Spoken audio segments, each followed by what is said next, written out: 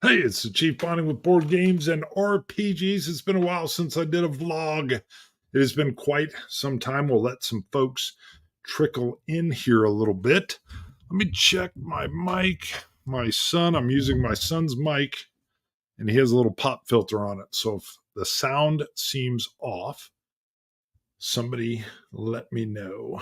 But what we will be talking about today, and I'll circle back, we're going to talk about episode 29 of Maze Rats. So I've got a couple different printouts of Maze Rats. Boom. All right.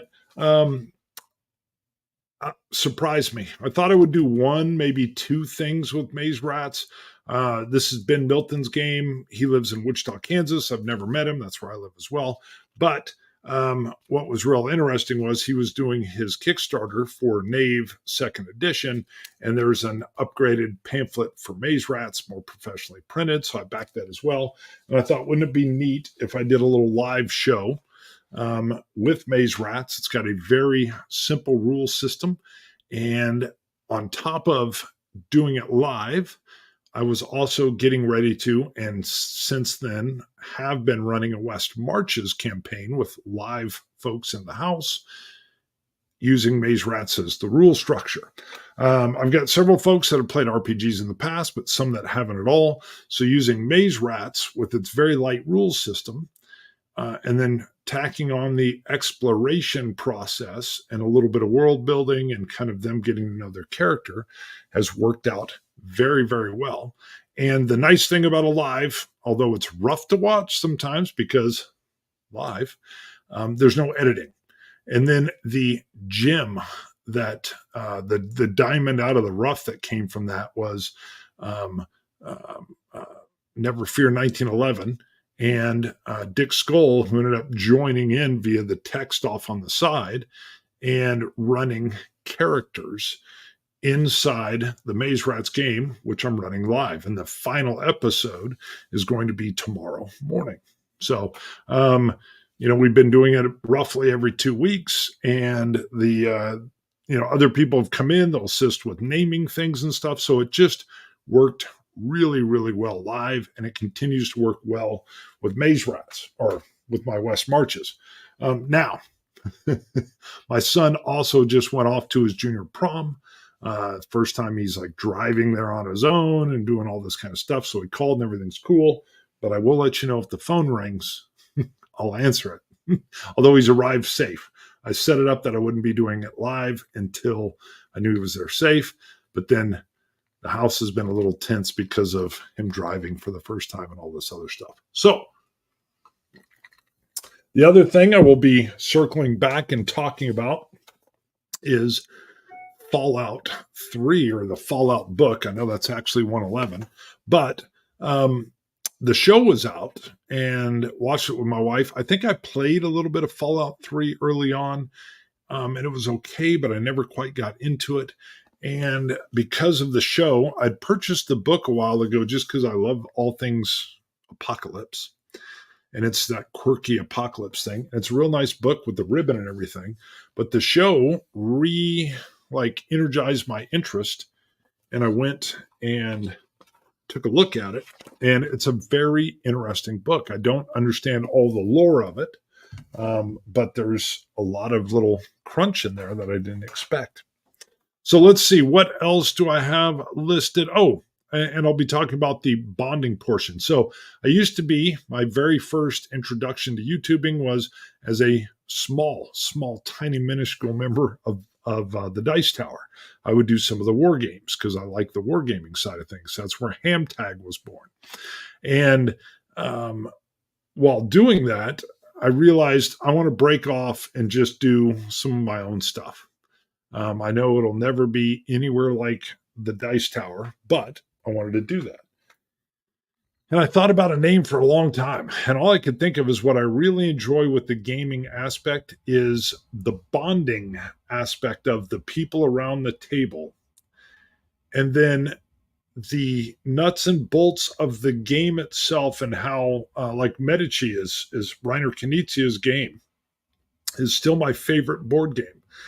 And it combines both things. The game is so, 3 rounds, really tight. you're manipulating goods and a long-term market, and you're bidding, your money that you're bidding are also your victory points. So you're able to kind of bond with the game as well as the people around it, and bonding with board games. And then I got into RPGs, so tacked it on. But it's a mouthful. And I've had people say it's too long. Yeah, probably is. So, and then I got the chemical bonding symbol that I put up there as my logo. So, and then you got HAMTAG, which is an acronym, very military-esque. So those are the things we will talk about a little bit deeper. We will cycle back again. Let me come back to Maze Rats. If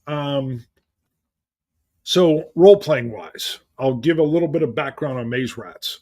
So Ben Milton was a teacher. Now he's full time. I don't know why my light just got all weird. My light's all orange. Hold on. That's probably going to help. He was a teacher, and he had an after school role playing group of kids that I want to say were like 7th and 8th graders. I could be off on the ages. And he wanted a system because they hadn't role played before that was very simple. So it only uses strength, dexterity, and willpower, and then several things underneath that. And then for attacks or combat, you actually have an attack bonus, and there's a magic system that's random, which is awesome. And then you have these little skills like Briarborn and these little skills that you can tack on that will give you like thief type things. So, or ranger type stuff. So it's very light and tight. And for the live group, the magic system has been just phenomenal. So you've got, let me flip to the page here as I drop the other pamphlet on the ground. For the magic system, where is it? There we go. All right. So just to show this area right here, you roll 2 6-sided dice and you get a line and a column. And then what it'll tell you is, so like if I got a 2 and a 2, I would be looking at a physical effect and an ethereal form. So then you have a physical effect and you would roll 2 6-sided dice. So let's just say I got a 5 and a 2. It would be regenerating. Okay, regenerating. Then I've got to go to, what did I say? Ethereal form. Ethereal form is down here. And this is stuff like beams and blasts. So let me just make up a number. If I was a 6-2, it'd be, well, that's torrent. But I guess that would mean I would have a regenerating torrent. So you tell the players this, oh, you've got one skill slot or one spell slot. And when you use it, it's gone. And you randomly roll up a new one. So you're never guaranteed that same thing. You would have a regenerating torrent. And then they can work with me, the GM, on it, or they can think what that is. What's a regenerating torrent? Well, it sounds like a healing spell to me. It's regeneration. They can take it a different way. Maybe they're able to, I don't know, regenerate plants or animals or whatever, but it sounds like a healing spell. And then a torrent sounds like not quite a beam, but it sounds like I might be able to like cast something that would, like a wavy line or I don't know. That's how I picture it. I would be able to heal. And then the way I use it in game is we don't always know exactly how it's going to trigger. They may know. They'll even write notes. They may come across, let's just say, a flowing. Yes, that's good. Flowing, perhaps. Yeah, that would be good. Torrent. Yeah. So a regenerating flow could be good too. They would come up with what that means for them. Again, with some guidance, nothing too crazy. They can't break out. But what did I have? My son had a terror beam, and they were trying to negotiate passage on a ship, a small trading ship. And it was really weird. He tells me, I hold my hand out and I tell them I will pay them this for passage. And I said, okay, so I'm the ship captain. I open my hand up and he drops a pebble in my hand. I go, Well, you're not going to get far with a pebble. I got plenty of these. And he says, well, hold on, I got something else. And he drops a second pebble. I go, well, this is just two pebbles. And I'm role playing the ship captain and I throw the pebbles at him. And he goes, well, that's rude. And then he tells me I'm casting terrorizing beam. I'm like, you're doing what? He goes, yeah. Last time I rested, I regenerated. I got terrorizing beam, and I'm going to cast it. And I need to know how wide it's going to be because it's going to put in the worst terror that this ship captain can imagine is going to be in his head. I said, okay, this is news to me, but the whole group's watching this and they didn't know any of this was going on either. I said, if you get a 1, it's just going to be you and the captain and he'll be under that beam. If you get a 6, I think it's going to hit the whole boat. Well, what did he roll? 6. Because I thought we could fix it in between there. So there was only like 8 crew on this boat, but they were all terrorized. They were just freaking out. Immediately, the other 2 players, there were 4 playing that game, they jumped the ship and took it over, not knowing how long it would last. And then we rolled again to see what the length of it was, 1d6. But that is how the magic system works. And so you get these wild things of magic, and they don't stick. Once you use it, it's gone. Let's see what we got here. So we had Nangwaya, if I'm saying it right. Flowing is perfect, a torrent, very nice. Could you, as you mentioned, let it flow, say around a corner, so the character could heal someone they do not see but can hear? Yes. If that was your idea, I could even see you maybe saying, it's through a wall or something. I don't know, or how it would leak through a hole or something. Your imagination, if you could role play that out, I would just have you roll a die for like how far it could go. Usually a 1d6. So, and that would be like 1 meter, or 10 meters, 20 meters, 30 meters, I think. And I've even done something at the table and the group will go, man, I don't think you could send that 60 meters. I'd be like, okay, well, we'll half it. Surely it could go 10. So 1 and 2 is 10, 3 to 4 is 20, and 5 to 6 is 30. And they'd go, yeah. And we'll do that at the table with everybody just kind of saying, yeah, that makes sense, or that's good. We even got to a point. Yep. Thank you. Hello to everyone. And we even got to a point where the magic was starting to get a little overpowered. Their imaginations were so good that 2 of the people in the group said, hey, we've defeated a couple challenges that were so tough. I thought one was going to be could have been a total party kill. There were these swamp hags that could regenerate. And I thought, how are they going to do this? And they both cast some spells that worked in some really interesting ways. And then they got good D6s on kind of the power of them or how long they lasted. And they actually asked, hey, can we have a consequence? And on the same page, you have mutations and you have insanities. So I first came up with a 15% chance they would roll percentile dice anytime they cast a spell. If it is something that's primarily physical, it could have a mutation to them. If it's primarily ethereal, they could have an insanity. If it splits the 2, we kind of go with what's the main gist of the power. And the first time we used this was the terror beam because it was just so powerful. And Bo actually ended up getting face blindness. And I was like, what's face blindness? And they're like, oh, I can recognize voices, but if I'm looking right at them, I have no idea who they are. I was like, great. After that session, they said, we think it should be 25%. These are 2 of my main magic users. And the insanities, now it was a temporary thing. It only lasted 5 days, this face blindness. But these mutations can be pretty weird. So let's say I had a 1 and a 3.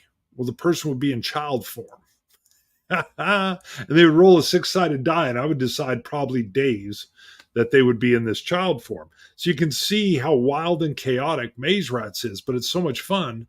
And you could see them having to maybe protect the child form more, or maybe the child form is, They can lull people into thinking it's just a child, but there's all kinds of weird possibilities here. What do we got? Under insanities, it could be fears gold. Well, that could be a problem. Gold in their pocket and they're throwing it and running away.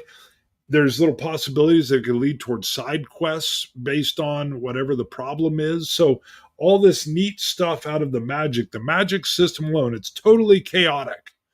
And it's all really based on the role playing aspect and the ingenuity. One of Claire had the ability of like control over animation of rocks or something. I can't remember exactly what she rolled. And she said, well, I know exactly what that is. I'm going to be able to create temporarily. I'll have to roll, see how many rounds he's around, but I can create a golem. I was like, whoa, that's cool. And she had this one spell, so she was like not wanting to use it, didn't know when she could use it. And then we were in a delve and we ran into a problem and she created the golem. And I said, it might be like this big if you roll a 1, or 3, it's going to be human size. So we were kind of moving up, or 6, it's going to be like, 10 feet tall. She rolled a 6. My group's been rolling really good, but it's so funny because it totally handled the problem. It accidentally damaged one of our own guys, actually Bo's character. Darn near killed him because it was just smashing like a Hulk. And then she got really nervous about it. Oh, and it would follow her commands. So she sent it back up a couple floors and told it to jump into the chasm that they had found. And I was like, wow, I thought she would have used it a lot. Oh, and she didn't know when it would run out. I rolled the 6-sided die. She didn't know, but I think she had 5 rounds of that item, of the golem. She didn't know when it was going to run out, and she thought she might lose control of it rather than she didn't know what it would mean when the timer ran out, and I didn't tell her. And she was worried that it might mean that she would lose control and it might rage as it was. And so she sent it up to destroy itself. I was like, wow, everybody loved it. And she's like, what would happen in 5 rounds? So I said, I don't know. I was thinking that it would just turn back to stone, but we don't know what would have happened. Who else is in here? Whiskey Wargaming. Whoop, I bumped my camera. That's no good. Love the avatar. Good to see you. So we're talking about Maze Rats, and probably my favorite thing in Maze Rats, although there's many things, is the magic system. Totally chaotic. You can dial it in a little bit, and as they get more experience, they can get more spells. So they can have up to 3 or 4 spell slots by the time they're maxed out at 7. 7 experience. They don't go up too high. And it can be very deadly. So the group actually avoids combat. They try to puzzle their ways through stuff or negotiate, or they've fled before. Bo climbed a tree to use a slingshot once. That didn't work well at all. It was like an evergreen tree, and I said, this has got to be at disadvantage. And much like when you do combat, you roll 2 6-sided dice, and disadvantage, you roll 3 and take the low 2 numbers. Advantage, you take the high 2 numbers. Typical. But I said, yeah, the tree boughs are getting in your way. It's real hard to sling when you're in a tree. And he found out slinging in a treetop is not very good, but it's worth a shot. So, and then I've got an open table. So with West Marches, the same group doesn't have to always be there. Now, they've been doing so much exploring. I have these hexagons I put down that I've had to create waypoints, but they've gotten hip to this. And one of the characters is a disgraced hat maker. He rolled that up, and he's been getting real successful with making hats. And we hit this privateer type island in a big archipelago, and it was clear to us from Mythic. I use Mythic in this as well, so that I'm not pre-planning everything.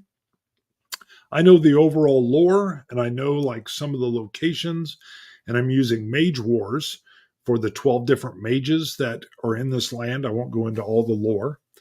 But this archipelago was kind of like a privateer private area. And Then they got warned that they're very like there was some greed and stuff. So I thought, oh, they've got to be like narco capitalists or they're just free market based. And right away, the hat maker was like, that sounds like a perfect place for me to set up a node for my hat making business. A lot of traders coming and going. And I said, sounds good. The guy's name is Nuno. I had some characters just set to go. And Nuno is extremely odd. He wears old, like World War One style riding breeches and a checkered fancy coat because he's a tailor himself. But then as soon as they set that up, I was like, you know what? This is also a good jumping off spot. So it's possible, as far as we've gotten, some of your other members who aren't here all the time, they may be hanging out at Nuno's and they'll join us in the next session. So it's a real easy way. Everybody doesn't have to be there. My hope is that I make it entertaining enough that they don't want to miss. And then I put out a blurb of what happened in a session, usually a day after or 2 days after the session. And I didn't do that once. And several people were like, where's the blurb? Where's the blurb? So now I do the blurb and it kind of draws them because they're realizing what they're missing. And you don't get the experience. The way the experience works in this game, if you're present, you get one. And then if you've done something that's in line with your character, kind of heroic, you're going to get another 2. And if you do something that is like beyond what your character should have been capable of, you're going to get 3. We haven't had that yet. Hold on. Clear the throat. So it encourages people to be present. Otherwise, other folks will start leveling up. But they don't level so fast, and there's not all that. You get 2 health points plus, and you pick up it alternates. You'll always get 2 health points, but on some even ones, I think you get to increase either your strength, dexterity, or willpower. And then on the opposite one, you'll get on, I think the odds, you'll get the 2, and you get to pick either an attack bonus or a magic slot or a Briarborn thing or whatever. So Maze Rats is awesome. And it's been designed that really you're supposed to plug and play and put your stuff in and make it so it works for you. Great with kids because that's how he designed it. Great for light play. I did tell them that as they get used to everything, if they want a little more crunch, it's possible. I'll have to wait. I've got Nave, his first version, I printed it, or I got the little booklet from Drive-Thru, and I've ordered the book. It's possible if they start wanting more crunch, I might port in the Nave rules, the Nave 2E rules. We'll see. So far, they haven't. And I was nervous because I actually made them really scared of combat. When they started out, they're level 1, and you only have 4 health points, and you can die super fast. But when they started to delve, they backed out pretty quick. And I wasn't going to make it too dangerous. But you never know. Nothing is weighted, nothing is balanced. So you could run into, and your monsters are very much like the magic. So when you go to the monster area, monsters and animals, you can roll up an aerial animal, a terrestrial animal, an aquatic animal. You could blend 2 of those together, creating a random animal. There's a monster base, and then you can go in and create monster features from traits that you roll up randomly. So you can just run into these wild, crazy things. I've kept them a little more grounded. They were running into some like Sasquatch looking things. So, but it's really been working well. So if anybody has any questions on Maze Rats, that is it. I got to tell you, I am hankering. I've been doing my Twilight 2000, which is like think Red Dawn, but you're in Poland and you're U.S. troops or Russian troops or Polish or whatever. But think Red Dawn. It's that kind of gritty apocalyptic thing. I love the apocalypse. So I had picked up Fallout. And now with the show on, I was reading it. Very nice book from Modiphius. And it's kind of got my interest because the little Mr. Handy robots. I don't know. I just pictured myself being one of these robots and scavenging all kinds of stuff, or running a crew of robot scavengers. Sounds goofy, but I thought, I don't know, something about this setting makes me want to be a Mr. Handy or the Mr. I forget, whatever the military robot is. I can't remember off the top of my head. So that might come in. I've been really wanting to get into Mutant Year Zero, which is the granddaddy of all the Free League system. With the roll six-sided dice, you want to get sixes. Sixes are successes, and the better your skills and attributes, the more dice you'll roll, but you still need to get sixes. Then it's tweaked from system to system. Twilight 2000 uses the different, you might have a four-sided die or six-sided, 8, 10, 12. And a 6 or above is a success. But I haven't played Mutant Year Zero. It's really gonzo. So they just sent me this book. This is space, as you can tell. Very nice little space thing here. The very first book, the main book, is like straightforward.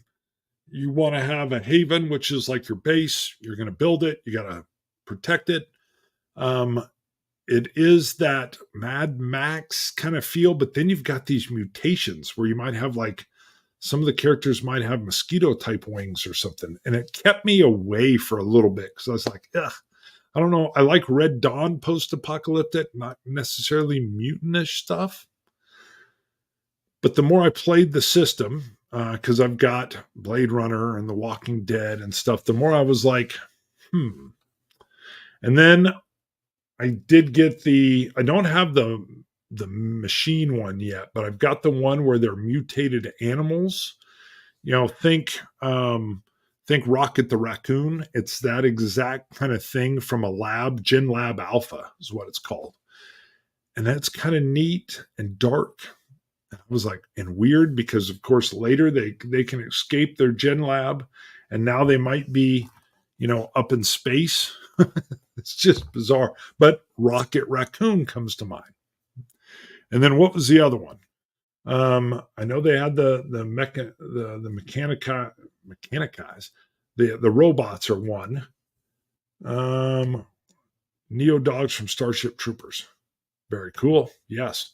I'm blanking. There's one other one as well, and I can't remember what it is. Oh, it's it's like the pods.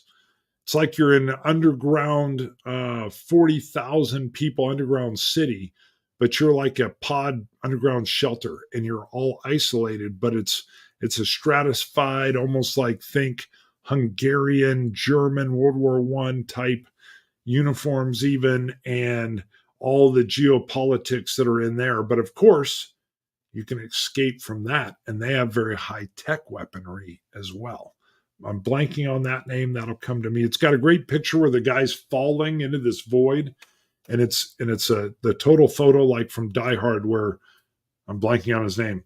The main terrorist is falling out of the window after the watch pops off, and so I think unless I found a group that wanted to play robots and weird robots, Mr. Handy. I think I could do that in Fallout, but I'll probably play this next just because the system I'm already really, really up on how that Mutant Year Zero engine works. So bonding with board games and RPGs. Who here in the room thinks that's a mouthful? I do. And it's funny because I've had some people, they'll usually say, like my logo up here in the corner, ham tag. When I run into people at cons, they don't yell bonding with board games, they yell ham tag. And that's the panel I do with Greg Schmidtkins and Judd Vance and me. And we would do top 5 lists because it's half as much, twice as good, ham tag.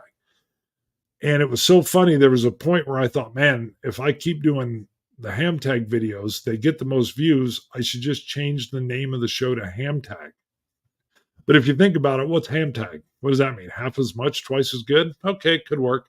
So if I ever got rid of bonding with board games and RPGs, it would be ham tag. But ham tag is nonsensical unless you read the little thing here that says half as much, twice as good. But then really, what does that mean? Who knows? But what does bonding with board games and RPGs mean? For me, it is there was nothing better. I had the West Marches group over here, and we had a comedic session. It was hilarious. They were on that archipelago, that freebooter island, that free trade island. There was an axe throwing where one of the characters who's the hat maker, he's gotten this set of axes that he had everywhere he went. He would find someone. He would say, "I want to find somebody to help me practice my hatchet throwing." Okay. And he would spend time at it. Well, he's gotten pretty good. So at this bar, he wanted to try to hustle a little bit, make some extra money. And he won a contest. And then another player character wanted to go against him. And then the bar, what were they in? It was the Gushing Jug or something. I can't remember the names. There's names for places in there too for inns.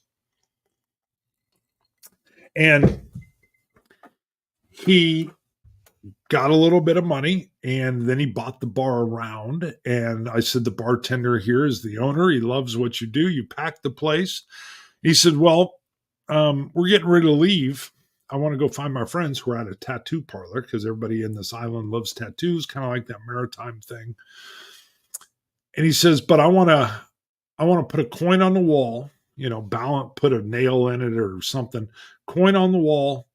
I'm going to go as far away in this building as I can, make a big scene, cover my eyes, and throw the hatchet.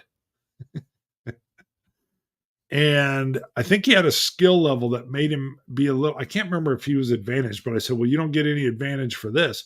And what does he throw? Double sixes, making it a critical success. And the table roars. And I said, the bar roars. And you've split the coin in half.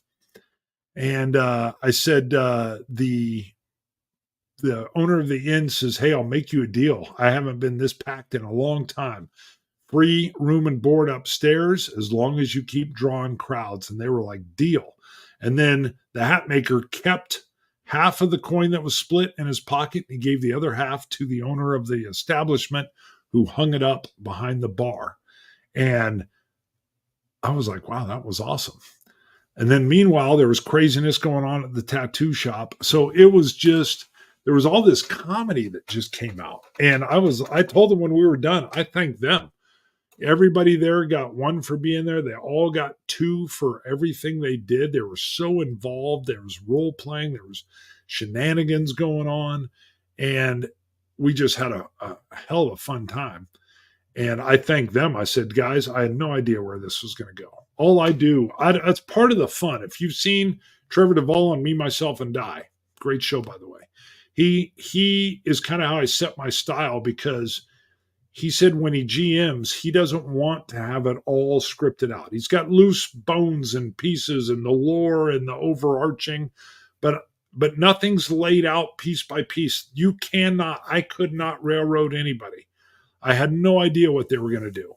I laid out the place they were in and that people here love tattoos. And next thing you know, there's a tattoo place and guys getting stepped out of the room. And, hey, I want to pay the guy to just do ink on his face, make it real ugly, like he's got a runny nose or something. I was like, are you serious? Like, yeah, real quick while he's gone. But it's going to just be ink, a real tattoo, blah, blah, blah. Because the guy got dropped. I mean, it was just crazy. So the bonding portion is unbelievably, everybody here that plays role-playing games knows. Just having that synergy come together around the table is just a gift. And it's so much fun. And I can't see me stopping this until I got the dementia. And even then, hey, just make me a player character and help me out. We had a similar experience in my D&D group last night. Crazy how some of the most exciting moments are from dice rolls. Matthew Palmer. Absolutely. When that cheer comes up, because I was thinking, oh, what's he going to roll? Maybe he hits somebody with the axe if he gets a real low number. or maybe he just gets close. I mean, he'd been so successful. And then it was this epic moment. But the stories that came together, and I mean, it's just the bonding of it. So much fun. Back to me doing my show tomorrow morning, the live show that I do with Maze Rats, where they've been in a town called Windridge. The way that the story rolled itself out, we're going to be 29 episodes in. We had one episode, I can't remember, episode 14 maybe, I don't know. It was where we met the colonel. It was in an inn, and there was a comedic scene, and it just flowed, and it was so much fun. And then out of that, one of the people just watching said, I love the colonel. And I said, do you want to play him? And because I'm running two characters already, Never Fear 1911 is running Finn the Peddler. Do you want to run Colonel Hemming? And he said, absolutely. And that's when Dick Skull jumped in and just started playing that character. And I won't ruin anything, but that character was integral to the entire plot. And we met him halfway through the campaign, and it was awesome. So it was just wonderful stuff. That'll be our last show for that campaign. It'll be tomorrow morning. My guilty pleasure, says Nangwea. Correct me if I'm saying your name wrong. My guilty pleasure, I am a voyeur of your Sunday show. Just love it, but just watch and thank you. Well, thank you. Yeah, you don't have to. Nobody has to get involved. The ref, he'll name some things. He's real good with coming up because I'm running everything. So I'll say, ref, give me a name of a gentleman, a wealthy gentleman. Boom, he'll pop a name up. Or, hey, I need a name for an inn. He'll come up with a name. That way it runs smooth and people are involved. So thank you for tuning in. That was quite the surprise. There's no way I thought I was going to be running 29 episodes of that. 29 1-hour episodes, sometimes a little less, sometimes a little more. Stunning game. And the players involved and the things that happened. I mean, that was me working without a net. I knew I wasn't going to have to edit. But I rolled up a character, Chadwick, and he's been ejected. I rolled up randomly on Maze Rats. He was ejected from a city. And it was because he was like a tax or a usurer. He's doing some kind of fraud. And he wandered out of the city with nothing but a weapon and the clothes on his back. Oh, and he'd been flogged for it as well. So he was kind of injured. Out of that leads this whole story, leads this entire plot dealing with the sovereign, and all of this stuff came together using the Mythic engine from the emulator, the Mythic emulator, and everything it stuns me now what kind of story it told. Now, when you're watching, even when people watch later, because they're all up, they're rough because it's live, and I'm rolling dice, so they're falling on the table. There's nothing edited, but that means it's also free and able to innovate. And it's not for everybody, but oh my gosh, you can see how it rolled out. And I had the one player, I'm blanking on his name, Vorpal Bite, and he made Lord Vorp. Well, episode 3, he did a real weird thing, and I thought he was just role-playing his character, but then he told us, no, I was just bored. So I just tried to mess with everybody. I was like, ooh, don't do that. But it ended up being one of the best moments early on in the show because it triggered a thing where a goat that we were using for bait for a bear snake ended up being the hero of the day. Glad. He was like a little gladiator. Bang on with my name. Awesome. Thank you, sir. So thank you for watching. I'm going to take a few months off from the live. It's not overly difficult because I don't have to edit it. The editing, if you ever watch a show, and if a show is, let's just keep it easy. If a show's an hour long and it's edited, it's going to take at least 3 hours to edit, sometimes longer. I try to strip everything down. Single camera, no second camera on the dice or anything. It's just single camera and go. And I can usually get a 1 hour show down to 3 minutes. That's why the Walking Dead, the zombie show with my buddy Bruno, who's not a role player, but he agreed to come on because he loves zombies and that show. We keep that at 25 minutes. And then it's going to take me probably 45 minutes to edit it. And but it keeps it doable because I knew I was already doing Twilight 2000 season 2. But Bruno Scott, my co-host on the Whiskey Show, he wanted to do it. And I said, let's do it. So, and that again is the bonding part. So having your friend there is, and he's trying it out and doing a new thing together. And it's funny. That show, the Walking Dead show, people keep saying for some reason your show is so calming. It's soothing. I'm like, soothing? That's not what I'm going for at all. No zombies have shown up. You got to watch the show to find out why.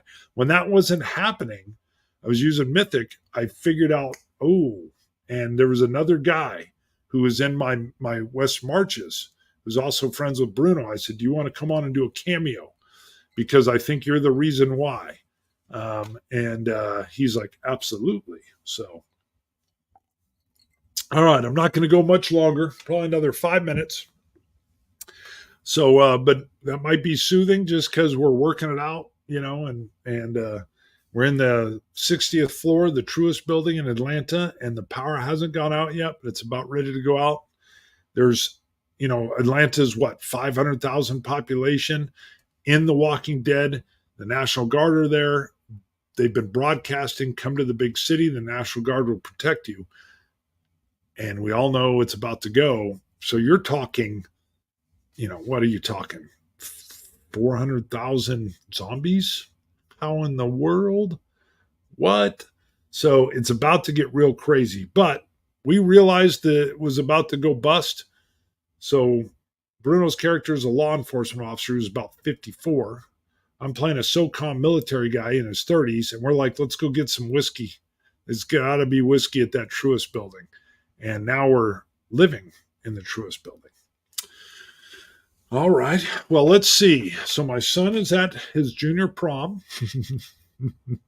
So that's good. I needed to do a vlog. Maze Rats is going to wrap up. Anybody that can, I know it's on early in the morning, but that allows me to just guarantee I can get it done before all the other stuff in life kind of gets in the way. So I always knock it out every 2 weeks, but I'll take a little time off. Great gaming to you all, and thanks again. All right. Well, thank you, everybody. I think we can sign off there. I'll wait a little bit. If anybody has any questions, there's several people in the room. I don't know. I will do another live. Never Fear was like, hey, what are we going to do? Are we going to do a season 2 of this? We could. I kind of like playing with other systems, but this Maze Rats is so easy to use, especially in a live, you got to have a rules light system, or at least I do. And to keep it entertaining at all, you've got to stay, I like that story up front and then the evolving nature of it. I don't know where it's going. You don't know where it's going. And the people joining in have the ability to transmute the torrent just to bring it back to the magic system. All right. Seeing no questions coming in, I will wrap up the vlog. I will see you guys hopefully live, maybe tomorrow. But if not, please do comment and subscribe. It definitely helps. I know I'm a niche channel. I'm a niche inside a niche, and then I wear manga shirts. So is that a niche and a niche and a niche? Probably. I'm out. Chief, bonding with board games and RPGs. See you guys. Bye-bye.